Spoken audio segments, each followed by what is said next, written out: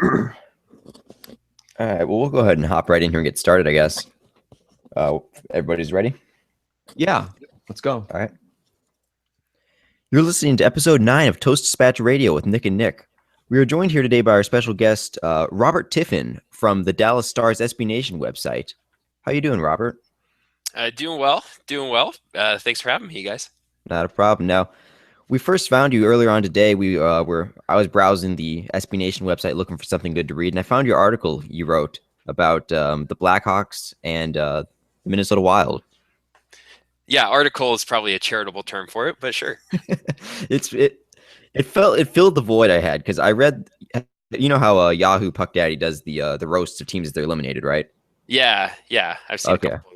Yeah, so I was kind of disappointed by the one that they wrote up about the Blackhawks, but I read yours and Puck Daddy should have posted that one because that was hilarious. Well, I think we can both sympathize with what it feels like to have a ton of Blackhawks fans invade your arena and just whether it's screaming or posting online or tweeting or something, just generally being obnoxious and superior. So it's nice to take an opportunity and kind of throw one or two things back at them now that they have nothing left to crow about. Yeah, exactly. You don't get that opportunity too often with them, recently at least. But recently, nice probably a lot more coming down the pipeline here. But Hey, Nick, I think we forgot something. What's that? Well, typically there's a few things that we do, Robert, to help our guests feel comfortable as they get on the Toast Dispatch Nick and Nick radio show. Yeah, so, I see hot towels or something. But right. Well, here, right. So, but that is something that we always try to do here at Toast Dispatch is make everybody feel comfortable. We're just a couple guys hanging out, having a beer and watching the game, basically, right? So I did not receive my beer, but okay, sorry. We'll mail it to you. You'll get it next week. Excellent. Your figurative beer. So are you ready for your first question? Because we'll ask you a question just to kind of get things started. I'm ready for my first question. Okay. So now here we go. Mr. Tiffin, are you now, or have you ever been, a card-carrying member of the Communist Party? Your reply, sir. I have no response to that question. In fact, I was not informed that would be the line of questioning taken in this interview. He went straight to JFK. Also okay. Probably. Let's go Reds. Let's go Reds. Oh, yeah, because see, we are off the hook. We're Blues. We're the Blues. Right. No communists. We don't have any issues. That's what I'm talking about. The red, white, and the blue. Just right. Like my mother raised me. So are you okay? You are sounding pretty good there because I think, well, anyway, we just wanted to make you feel good and comfortable. And McCarthy hearings usually kind of have that, effect on people. We found people really settled down after we asked them if they're a communist or not. Right. It just seems to always work. Okay, well, then that's good. You did good. You passed with flying colors. Okay, that's better than I did in front of Eisenhower, let me tell you. So for the first real question, though, we were looking around, and you guys have kind of split your goalies this year. Between Niemi and Lehtinen. But who's starting this series against the Blues? It'll be Kari Lehtinen for sure. He actually, I had the number in front of me. It was 940 something or 950. I might have been 955 even strength save percentage in the first round. Oh, wow. They hung him out to dry a couple times on some power plays. And even, so the goalie pairing, the goalie tandem in Dallas, depending on what you read, they might say something about a controversy. But when you have two, 32, 33-year-old goaltenders in the lineup, one of whom was signed, over the summer. It's not like they went into this, with their eyes shut. They knew what they were getting into. Kari and Antti Niemi know each other. They like each other. They've worked well together all season. And they've been basically trying to give Kari some rest because for a long time, the Stars historically have not had a decent backup goalie since Mike Smith way back in the day. So that should tell you how long ago it was. So Kari had been playing basically 60, 70 games a season. I think he averaged 65 games a year, 3 or 4 years in a row. Just playing a ton, and especially on the Stars teams before they finally switched to Victory Green uniforms and got Tyler Seguin. That was asking a lot of any goalie to hang in there for 65 games a year. So they figured give him some rest. And so far this season, both he and Niemi had their ups and downs. But Kari definitely in the first round seems to be the one who's going to be carrying the torch for now. But don't be surprised if the Stars drop a game 2 or game 3, or even if they maybe win 2 or 3. Don't be surprised to see the Stars go back to Niemi just to kind of continue the rotation they've been doing this season. I see they split them 4 games for Lehtinen in that series and 2 games for Niemi. Now going back to the victory green you mentioned, I like your guys' uniforms. They're nice. I thought they were a nice change of pace. However, I must say I was looking closer at them recently, and if you had one more black stripe on the bottom of that white area and you switch the green to red, they're exact duplicates of the Chicago Blackhawks jersey. I do have to say that. Yeah, you wouldn't be the first to make that comparison, and I mean, I guess anytime you read a best hockey jerseys, it seems like everyone puts the Blackhawks or the Red Wings up top. So if you're gonna imitate someone, imitate the best, right? Yeah, they're slick jerseys though. Yeah, well, and they beat the high school basketball jerseys they were wearing before. So I'm just happy to have a logo and a color. So if they're copying someone, whatever, but I'll take it. So you're not worried about Lehtinen starting, huh? You're excited about that or what? I am no more worried about Lehtinen starting tonight than I have been worried about him starting for the last year and a half, I guess. I'll put it that way. So ever since the narrative is kind of that in 2014, they played the Ducks in the first round, starts with the 8th seed, and it was their first playoff season since 2008. And they pushed the Ducks to a game 6. After losing the first couple games of the series, and they were up by 2 goals. Everyone probably knows this, but they were up by 2 goals with just a couple minutes left, and then the Blues scored a couple of goals to send it to overtime, and then they won it pretty quickly in overtime too. It is a pretty crushing loss to Dallas in Dallas, and of course last year Kari Lehtinen had pretty much the worst season of his career by far, and the Stars were scoring goals by the boatload, and their defense actually got better as the season went on, but they still didn't make the playoffs, and goaltending was pretty much the number one reason why. So again, you look at the save percentages for Kari and Niemi, neither of them, they're both 906, 905 or something like that this season. They're not exactly hang them up and frame them type numbers, but I asked you that question. They are what they are at this point. Yeah, and I asked that question really with it. Third period of game, I guess, what was it, game 6 for you guys against the Wild? Yep. And 4 goals in the third. Now, was that a defensive breakdown, or was letting them in just having a problem? That's a good joke. Yeah. Oh, that was an easy one. Some of the commenters on the internet have not come up with that one before, so you should definitely inform them of that so they can share that. Now that's sad, because before you answer the question, I was thinking you've heard that way too many times, and that was that was just too obvious, letting them in. Yeah, I'm also not being sarcastic either, so that's also great. Now I'm wondering if you were being sarcastic. He was. At this point, there's really no way to know, no matter what I say. Flash us tagged on a podcast. Yeah, I would. Yeah, you watch that game, and it's pretty actually quick to watch those highlights, because all 4 of those goals came in the last came in basically a 10-minute span of the third period. Yeah, there's really not much Lehtinen could do on 3 of those for sure, and even the 4th one. You look at where those shots came from. You can go to where do you want to go to War on Ice or wherever. Just look at where the goals are plotted, and they're in tight. There was traffic, and I think 2 of them were on the power play anyway. Yeah, again, I'm not saying that Lehtinen is going to shut anyone out. He shut out the Wild in the first round, but congratulations, he shut out the Wild. But he seems to be the more talented, I guess, of the 2 goaltenders. If you're gonna say which one is the more gifted, Lehtinen would be that one. So he's been healthy now for a while. He's supposedly rested, and so yeah, it was really huge for them to overcome actually that 4-goal third period and still win anyway. A lot of people were kind of saying, "Hey, that's a little bit of redemption for Kari after a game 6 2 years ago, for them to actually kind of have a similar meltdown, but to stave it off." And Lehtinen had 1 or 2 big saves earlier in that game too. So he's still, I think he definitely earned the start tonight. Mm-hmm. So what's your thoughts on Steve Ott? I can see him coming in and getting some applause when he gets announced, but then getting booed for the rest of the game just because he's such a pest. That wouldn't surprise me, actually. That's a pretty good prediction. Probably getting some nice polite cheers at first, although fans can be weird sometimes. It's weird, the returning players that get booed, that maybe were like traded away at the deadline, and then they come back, after they spent, I think Jerome McGinley probably gets booed in Calgary now or something. Wouldn't shock me. I don't know. So fans can be stupid sometimes. It does blow my mind when they get traded. It's like, it wasn't his choice. He didn't ask to get traded here. Exactly. And that was the Ott's in that boat. He was traded to Buffalo, I think, right before the lockout season for Derek Roy in Buffalo. And popular wisdom was kind of, Ott's usefulness was declining for Dallas, and it's maybe up for debate whether his usefulness has further declined in St. Louis. But he had a pretty good Game 7 against the Blackhawks from what I saw. So it's good that he's finding a role. He was a fan favorite. symbol that Roussel has now. That was pretty much Ott's mantle that he carved out for a while, and the old Pat Verbeek kind of, you love to hate him type player.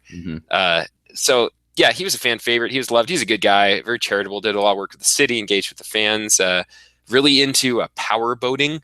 He and his dad, I guess, have a lot of power boats. Not sure if you guys have been inundated with all that information yet, but it's a big hobby for Otter. So there you go, a little fun fact for you as well. But yeah, he's still well liked by a lot of the fans. And Yeah. I would hope he gets at least some polite applause coming back. I'd like to see that. He seems like a very nice person off the ice. On the ice, you love him if he's on your team. You hate him if he's not.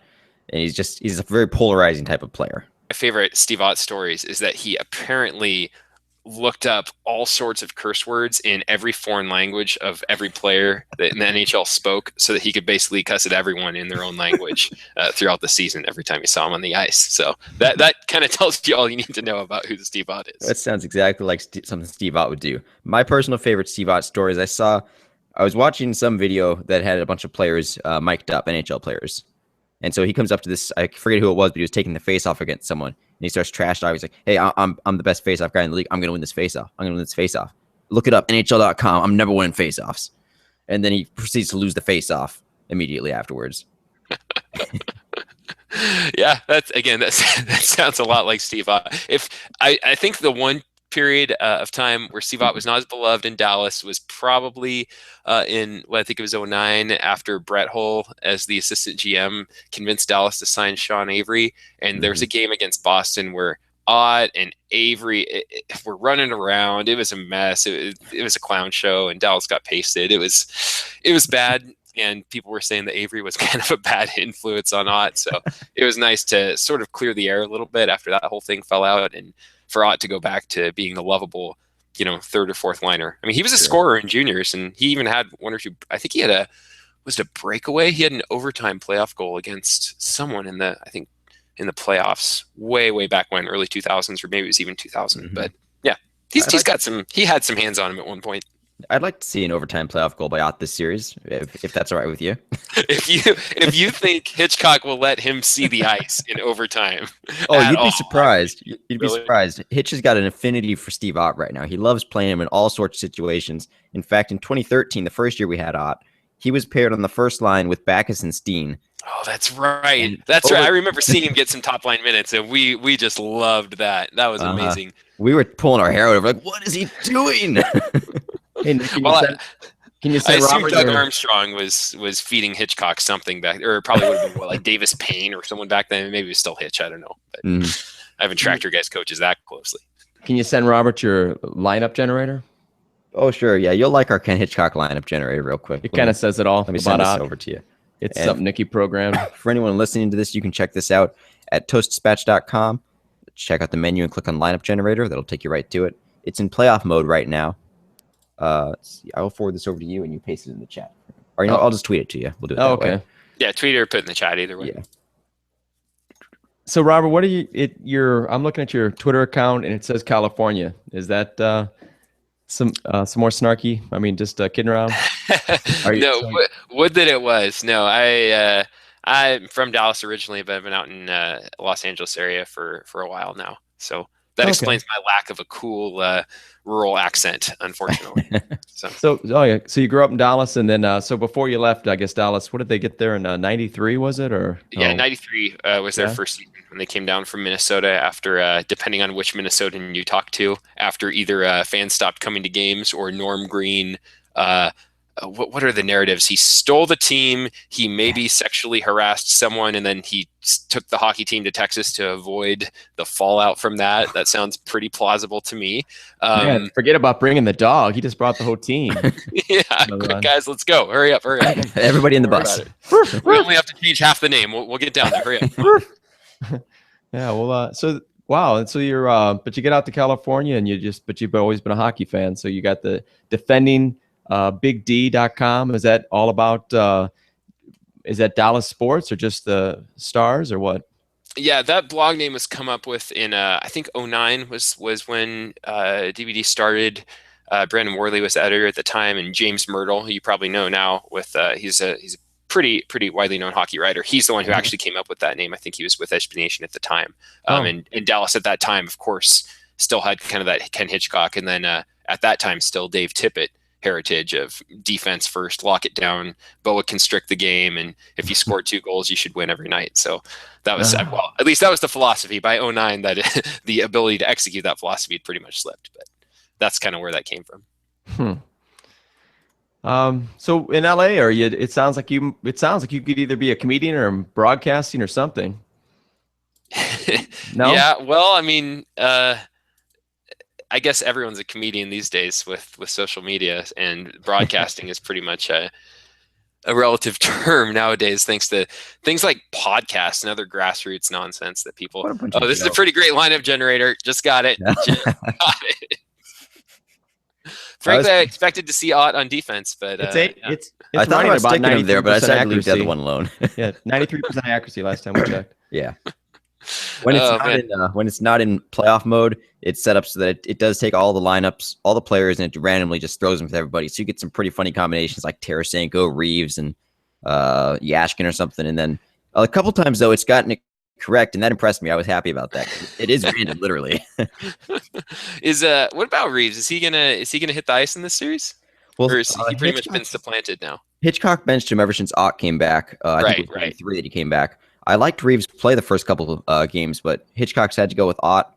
I think Reeves actually has a little bit of a better shot than Ott does now, but I guess Hitch wanted more of the pest against the Blackhawks. I'm not sure how he's going to do it against the Stars. My guess is he might swap him in and out depending on how they're doing. Yeah, it'll be real. Go ahead.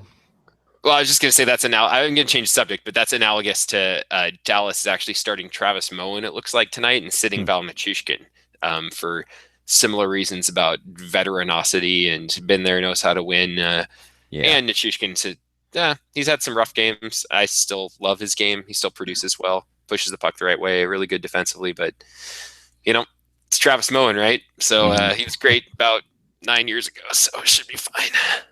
This is what the Blues did a couple years ago. They got everybody like Derek Roy. They picked up Steve Ott that year, Brendan Moore, and it's like all these guys that used to be really good, and now they're on our 3rd and 4th line. Yeah, I'm seeing your Roy right after. Did we trade him to? No, we traded him to the Canucks, and you signed him the next season. Yeah. Yes. So I guess you heard how the Blues. One of their strategies against the Hawks was to really hit anything that was moving. Yeah. What did he say? He wanted 70 hits one night or something. Yeah. Well, I think they average at least 35 hits a game, if not 40 hits a game, which is really incredible. So they really did soften them up, which came into play maybe by games 4, 5, and 6, and 7. I don't know. I'm sure it helped a little bit, but I'm real interested to see what happens when the game starts tonight. I'm curious, on one hand, you might get both teams saying, look, we just got through 6-game and a 7-game series. Can we take a couple shifts off, right? I'm wondering how the game will start, if the Blues are going to come out hitting, if they're going to generate the temp, if Dallas is going to come out with a lot of tempo, or I don't know. It'll be interesting to see what the first 2 or 3 shifts go like and what happens from there. Yeah, I have a hunch that, I don't know, I think there's a little bit of gamesmanship going on with Hitch when he says something like that in the media, like, oh, we want to rack up all these hits. I mean, he's not, no matter how old school a coach is, they know what it means if you're racking up a ton more hits than the other team game by game. So, and Hitch and Ruff know each other about as well as any 2 coaches in this league right now, I think. So it'll be, I kind of suspect it might be a little bit cagey, but I wouldn't be shocked to see Dallas just trying to hem him in for a couple shifts, and then to see the Blues waiting to counterattack on that quote-unquote thin blue line of the Dallas Stars. You're probably sick of hearing about that, aren't you, at this point? Hey, Nick, we've got somebody else in the line. You want to introduce him? You have, what's his name? Oh, it's Brendan, isn't it? Is that Brendan from Capitol Hill? It is. How's it going, Brendan, boys? how's it going? Brendan, welcome onto the show. We've got Brendan Sheridan with us here. He's our resident Capitals writer from Capitals Hill, website all about Washington Capitals, of all things. How you doing, Brendan? Good. How are you? Doing good. And also Jasper's Rink, as you like to say. Yes, Jasper's Rink. Of 101 Dalmatians fame, yes. Yeah. And we've got, I don't know if you can see, but we've got Robert Tiffin, and he's, well, Nick, you can introduce him. Robert Tiffin from the SB Nation website, Defending the Big D. Awesome. How's it going? Defending Big D. There's not the Big D. It's a very thin line there. Just the wrong website, so you get less views out of this interview. I don't want to boost you guys up too much. Well, depending on how you say it, we might not want the views that would give us. So that's a content gold mine. Yeah. Well, it's you want something. to yeah. Oh, this is good though. Now we have Washington and Dallas on board, so we basically have the two top scoring teams in the league talking to a team that's trying to continue to ruin hockey as much as possible. Well, thank what do you guys have to say? We're trying to turn hockey into a game where you score once every couple games. There's a lot of ties now that the Blues have started playing their style. One goal, maybe two. Well, Every couple seasons, you get a 3-goal game. No more hat tricks. Well, look, I mean, he is speaking the truth there. I mean, who's our coach? And you know him, right? Hitchcock? So Yeah, we got rid of him. Right. I read an article recently. It was a news clipping, if I can interrupt real quick. Oh, go ahead. It was everything that they said about Hitchcock when he was fired from Dallas sounded exactly like everything that we were complaining about for the Blues. Like, he's letting the players aren't paying attention to him anymore. They're complaining about his system. He's getting too many first-round exits. It's why TJ's over in Washington right now because TJ Oshie spoke out against the coach. Yeah, he came out against the coach, and then he was gone. He came out and said a few things at the end of the year. Now, of course, we're a lot more happier with Hitch now that he's just beaten the Blackhawks, but still, I'm sure after this season we'll still be complaining about him. And one last thought on that with Hitchcock, which the fact is that is his past. I mean, that's what he's known for is locking everything down and hoping, going into prevent defense, winning by 1 goal. But it does seem like he's adjusting. I think that was part of the deal on why he got to. It's the reason he got to stick around for 1 more year this year is because he said to Tom Stillman, the owner, to the GM Armstrong, that they'll be a little more flexible, that he'll adapt to whatever's being thrown at him. And we won 1 series, so we're believers right now, and we're hoping the same thing happens with Dallas. That he doesn't. That whatever you guys throw at us, that he can adjust. And that I hate the prevent defense. If we go up. Like, not if, but when we go up tonight by 4 goals, I don't want to see him go straight into the prevent defense and into a shell and pull Tarasenko off the ice. So we'll see what happens, though. So, Brendan, let's get you going in here real quick if we could. How are you feeling about that TJ Oshie hat trick? Because that was a thing of beauty. That was great. I was actually in attendance, and, it was surreal. Of course, they were down at the other end of the ice, so I couldn't really see it going in. I mean, even the ref needed a certain angle to be able to see it going in. Yeah. Now, it's funny that we have Dallas on here, right? So you kind of got lucky on Which time? well, the very last minute. I forgot who was shooting on the Wild. Jason Demers, but yeah, he wouldn't have gotten credit for the goal, but yeah. So that was a little bit of a flash of that, but I was glad to see the actual conclusive evidence of the puck crossing the line. There actually being a white space between the puck and the blue line. But yeah, so long story short, great atmosphere last night, going into overtime, and then to have him pull off the hat trick, his first career overtime hat trick. Or was it first career overtime hat trick or just? Oh, this definitely got to be his first career playoff hat trick. It's TJ Oshie. I somehow don't think he has too many hat tricks to choose from in the playoffs. So. He's got a couple hat tricks in the regular season, just no playoff hat tricks. Wait, are we counting shootout hat tricks though in the Olympics? Because I think he has like 4 of those. He's got so that's a funny joke. That's called the DC hat trick around here because a lot of fans will think that someone got a hat trick when they scored in the shootout. So you'll see some hats actually raining on the ice. Oh dear. It's just a little negligence of knowing the game, but you gotta what's the word I'm looking for? You gotta educate your audience. Come on, Brendan. This is your job. You're the writer. Yeah, it's hard not being in an original 6 market, and being all these undeserving hockey fans. We just don't know what to do with ourselves. What's the thing? Is it it's the football fans that like to see hitting and like to see violence kind of converging on hockey because they have nothing else better to do. And you have, I don't know, you're just a modge podge of people. I mean, we want to have people like our sport, but it's kind of an intersection of a lot of different fan bases come to the playoffs. So you kind of have to see, and you kind of have to weather the storm of people not knowing what they're watching. Yeah, you gotta train them.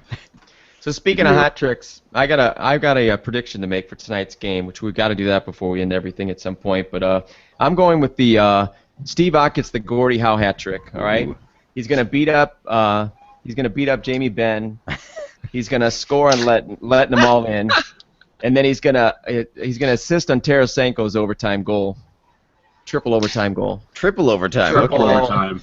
Oh Ben's wait, a wait, big guy. I'd be impressed if Ott could take out Ben.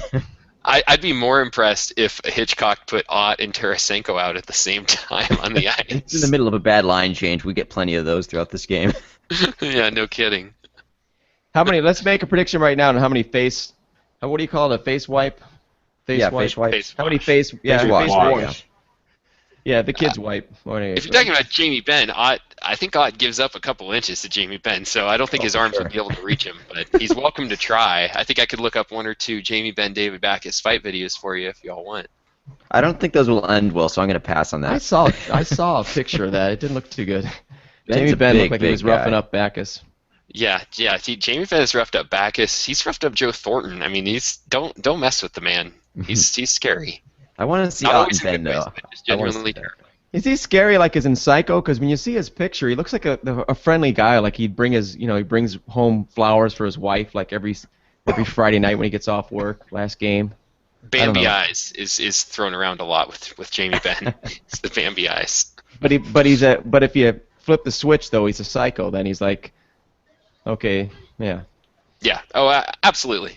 Once he gets I think Jordy, his brother, has said that before. Like once he gets angry, you just don't want to mess with him. And Okay. Jordy's I his was- older brother, so if anyone would be able to handle it, it should be him. But I was even- picturing Jack Nicholson in what was that movie called? Here's Johnny. No, that's his line. The Shining. The Mask The 2. Shining. No, I'm thinking of The Shining when he says "Here's Johnny." Maybe that's Jamie Benn. Well, either way. I was Both great. thinking more of American Psycho when he's talking about his business card and the different specifications of the business card, the stock, the letterpress, letters, and if anyone crosses him, says that's a really crappy business card, he'll just take a chainsaw right to him. End their day. It's a silent killer. You know, So, it's- The chainsaw is the silent so- killer? So Robert, what are your expectations here? What are you thinking? As a fan, not as an analyst, but as a fan, what are you thinking? How do you feel A about fan your on, Stars? if you will. I'm thinking that they need to win at home. If they go down to the Blues, I don't like their chances of coming back because I don't see them taking 2 games in St. Louis for sure. They might be able to split over there, but Hitchcock, when he's able to match lines, you're in trouble. I mean, Steen and Stastny, they can go up and selkie it up against lines when they really need to. So that's not something the Stars really want to get involved with, especially with Tyler Seguin out. I can see them winning the series. I mean, you look at the season-long stats, and Hitchcock actually had a really good line where he said both of these teams kind of have more polarized reputations than they deserve. The Blues obviously can score this year, finally, and create chances a lot more than they're kind of known for, and the Stars likewise can actually defend. The Stars' record after 2 periods this season when they were leading, they didn't lose a game in regulation. So they know, for as much as you wouldn't think it, especially watching Game 6, they know how to defend a lead. So I think tonight, I'll go ahead and say the Stars find a way to win it. I think there'll be a lot of energy game 1 of the series, and Jamie Benn's not going to let him drop this one on home ice. Mm-hmm. It is interesting. The last 2 games you guys matched up were both overtime wins for the Blues.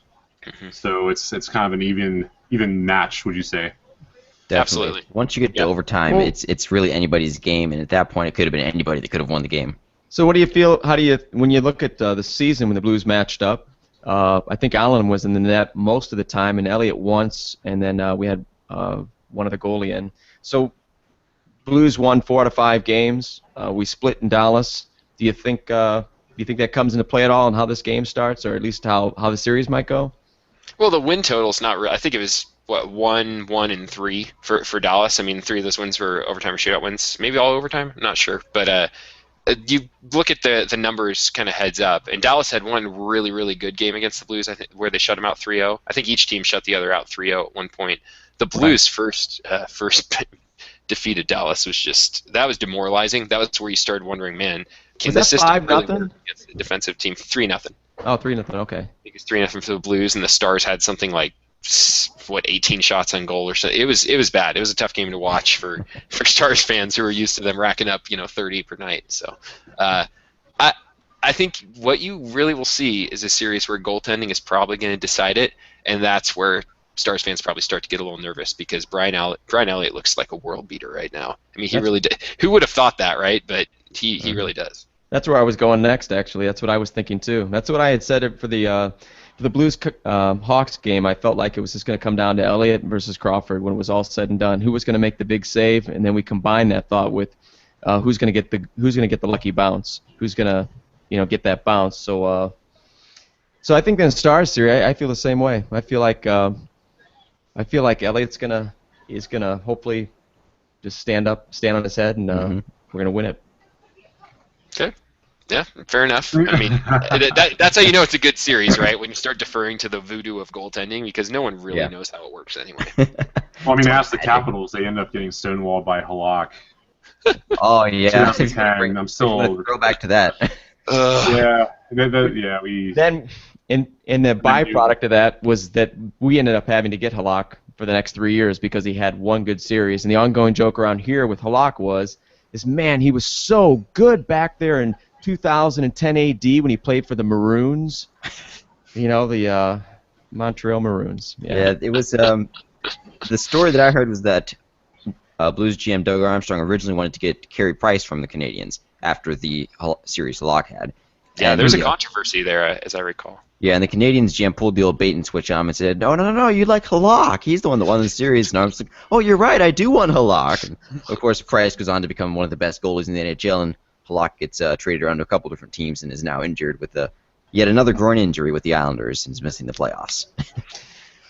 Yeah, the team's long-term fortunes can, nothing can affect them more than a bad goaltending choice, I think. Mm-hmm. Look in Philadelphia. Yeah, no kidding. So I'm assuming you guys all filled out your NHL bracket challenge. Do you guys all enter into that? Yeah, I haven't checked it. Yeah, I don't believe in putting my name on anything online. I was going to ask how everybody's brackets are doing. Yeah, let me log in real quick. Okay, sure. It's going to be a short-lived segment. I'm fairly happy with mine so far. I got most of the picks right. However, I completely screwed up the bottom half of the Western Conference. I picked the Ducks in 6, didn't happen, and I picked the Kings in 5, and that definitely didn't happen. Wow. Yeah, I had the Kings over the Sharks. Everyone, right? Just because of the narrative. But I hate the Ducks, so I had Nashville over them. But that was just out of hate, not out of any sort of analysis. So where's the Stars Ducks rivalry come in? Is that from being with them in the Pacific Division before the realignment? Yeah. It's from that, and then in 2008 and then 2014, they met in the playoffs both times. And actually back in was it 2003? They had that crazy, I think 4 overtime game that Giguère finally won for the Ducks before they went, and then I think they played the Devils, and Giguère got the Conn Smythe even though the Devils won it. Oh, I that year. That. Yeah. So that was the third time the Dallas had met the Ducks in the playoffs was 2014. So that's where that comes from. Okay. So many also Corey Perry is photos. Person. Yeah, so I have my bracket up, and I'm assuming the Capitals are picked to win it all in that one. Yeah, they are up against the Kings. Oh, well, that's where things kind of fall apart. So if we're going from east and west, it goes Caps, of course, over the Flyers, Rangers over the Penguins, Florida over Islanders, Detroit over Tampa Bay. And then on the west, it was LA over San Jose, and then Anaheim over Nashville. I did pick St. Louis. All right. So, and then Minnesota over Dallas. Wow. It was your fault. That's why that happened. Fate was trying to accommodate you. So all that you've got left to hope for is, did you pick the Blues to go to the Cup? No. No, okay. To the Western Conference Final to get beat by LA. Okay, so all that we can hope for now at this point is that the Cups win it all, and you're somehow redeemed out of that. Oh my God, that's horrible. Okay, I thought Nick's here was pretty bad, but we'll have him read his. I think I don't mean to harp on it, but I think you might have had him beat there. Yeah. We can't forget about our sponsors though. We gotta jump in here real quick. Our we do have a new bracket challenge yeah. review has that'd be a review is brought to you by Toyota. See your local Gateway Toyota dealer today. Take a test drive, crash the car, and try out our new Takata airbags. Toyota, let's go blow something up in your face. That's by Toyota. Can you believe they paid us to say that? What's that? I literally cannot believe that. Wow. Good, because they didn't. Yeah. Are you guys dealing with the warranty recall? Is that how Yeah. this works in? Takata. Yeah, I was going with the airbag. Use Crashed the car. And use try promo our code- Takata airbags. Use promo code ToastDispatch. You can get 50% off your next airbag purchase. Jeez. I had picked Blues and Capitals for my Stanley Cup Finals, with the Blues winning, obviously. So I'm hoping we see that. I'd like to see the Blues versus Oshie storyline play out there. My bracket challenge was all driven by past demons that we were trying to exercise. Ghosts from the past, like L.A., Minnesota. Who else did I have? Yeah, so I had us basically beating the Hawks, then we were going to beat Minnesota, then we're going to beat L.A., and then we're going to face Detroit, the Dead Wings, who we've hated over the years, big rivalry, and then we were going to beat them for the Stanley Cup. And to me, that was it was going to be the greatest scenario that could unfold. So it didn't happen. No. Boy, I hope you didn't write that bracket on expensive card stock or anything. That's good. Yeah, so I definitely also had wow, I had everyone wrong. I had Florida advancing. I think I had New York finding a way behind Lundqvist to stifle the Penguins. It's bad. I stopped looking at it once again. My screw-ups were I had Anaheim going all the way to the conference finals, and I picked the Kings, of course, and then I picked the Panthers to beat New York, which didn't happen. So Yeah, could have. could have. It was close. Should have, depending on which fans you ask about Panthers tripping penalties. fans, yeah. Oh, I couldn't believe that tripping call. That was the most blatant one I'd seen, but I guess the refs weren't going to call it with an empty net. Yeah, empty.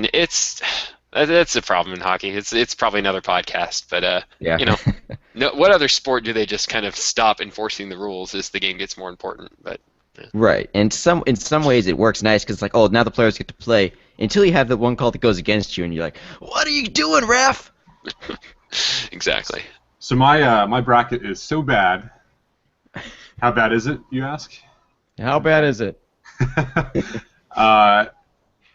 I'm in last place. Well, I'm in 23rd place out of 25, but 24 and 25 didn't even fill out a bracket. Oh man, we have drops. This is a high class podcast. I would have worn pants if I had known that. Man. Brendan brings him every time. Always got his sound effects he's got with him. We still I got brought one. them out earlier this time. Yeah. We still got one more commercial coming too. We do? Okay, I forgot. Awesome. Another one. We'll probably wrap this up pretty soon. We're about 10 minutes for puck drop here. Did anyone else have anything they wanted to cover? Is Vladimir Tarasenko gonna get more than 10 minutes of ice time tonight? I Just out of hope curiosity. so. I hope so. What's going on there, guys? Huh? I mean, you've Hitchcock probably is, heard about like Brent Hull and Hitch and kind of all the fallout they had over the I years. didn't But you read the Players Tribune article on that? yeah, That was good. I like that. We're thinking that Tarasenko hid like Hitch's lifetime supply of Snicker bars or something. He can't find him, and that's what he's upset about. Hitch is like, you're Tarasenko, you're not getting him back till we win cup. And Hitch is like, give me my Snickers. he's not good for you. You should not eat. It's not good. Yes, No he's more food. No more food for you. Heart disease is dangerous killer. So did you guys already cover the Tony X phenomenon? So No, that's- we can talk about that though. I did like. He's really Yeah, popped when's out he of walking nowhere. onto this podcast? Yeah. We should invite him on for the next podcast. We should do that. We'll have Tony X for the next podcast. Oh yeah, our sensor switch would be busted in half in about 2 seconds. I think the 5 minutes of the guy is apparently content. he's pretty how do they say it? He's pretty blue or whatever. Or I don't know. Either way, he's Wah, wah. Where's that trumpet drop then? Come on. Okay, guys, I'm gonna try another commercial on you because I don't know if you knew this, but we got There it is. He doesn't like the as quick as the Blues counterattack. Oh. we've got another sponsor here, Monsanto. I don't know if you guys know that also. So here we go. So this segment was brought to you by Monsanto. All right. So we're gonna cut to a break here. Are you ready? This is my best. I'm gonna try to do this for just right here. Let's see. Monsanto grows more than our food. They grow the moments that make up our lives. Every family dinner, every cotton blanket that we use to tuck in our kids at night, every bowl of popcorn we share nestled on our couch watching a movie, it all started in a laboratory.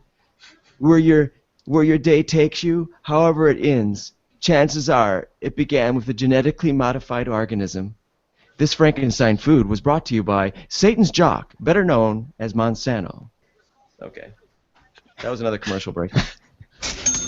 Wow, you should be on that Mad Men program. You'd be great. Yeah, it sounds like I'm complaining out. When I was young, we didn't have any fancy schmancy commercial breaks. Okay. Why doesn't the radio ever play music anymore? That's because we're on it, unfortunately. Yeah.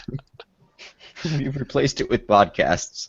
Oh, okay. One little tidbit. Speaking of the radio, you may have seen this, you may not, but big thing in Dallas, NFL Draft Day 2 is today, and so the Stars' flagship radio station booted them over to another station because they have full-time radio coverage of the NFL Draft today. Wait, you got to be kidding. They bumped a playoff game for coverage of the NFL Draft? On the radio, yeah. Oh, yeah, it's wow. a big thing. It's a big thing. They've been marketing this draft coverage for months, saying, we'll have the NFL Draft full-time coverage, every pick, every round, you'll know everything, and I follow the Cowboys a little bit, enough to know that they continued drafting horribly this year, and yeah, it's comical. It's not, it's the radio, it's not a big deal. Probably most fans are listening on the NHL app anyway, so it'll just go wherever it needs to go, but hockey in Dallas, still hockey in Dallas. So it's not a great market then.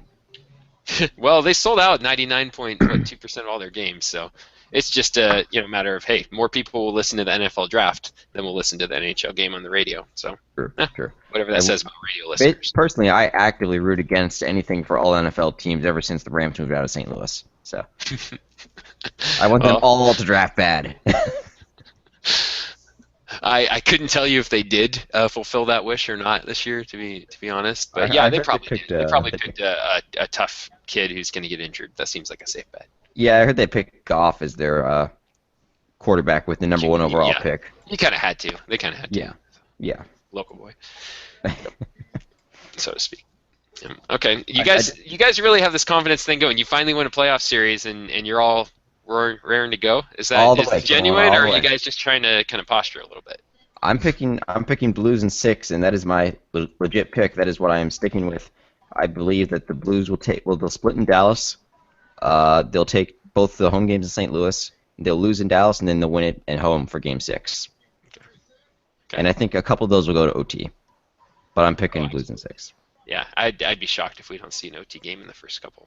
The Blues just seem to really match up well against the Stars. The physical play really seems to stifle Dallas for the most part. And Dallas has an explosive offense, but it's lessened by missing Tyler Seguin.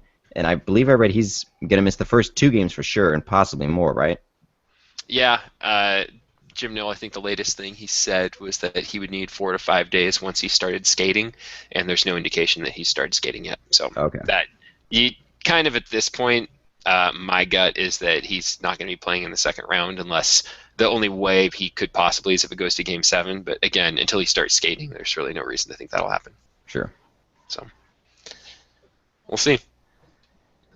Yeah, well, I guess. The Stars will have to be happy with having only 2 30-goal scorers on their team right now. So what a horrible burden to live with. I feel so sorry for you right now. Did we talk about Spezza at all? Is he coming back? Spezza, is there any chance? He's in the lineup.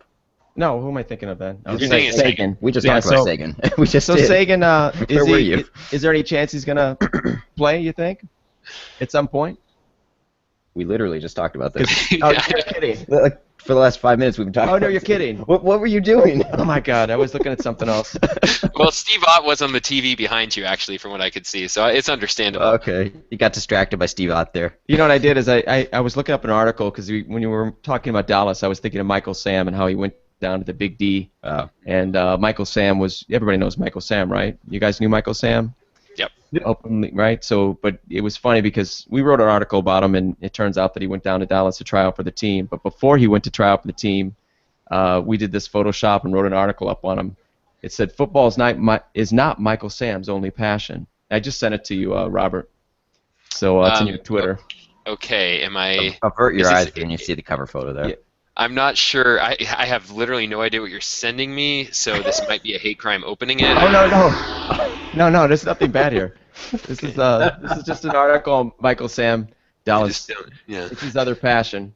Are you really afraid to open it? I don't know. It's opening now. Oh, okay. That's pretty good. Okay.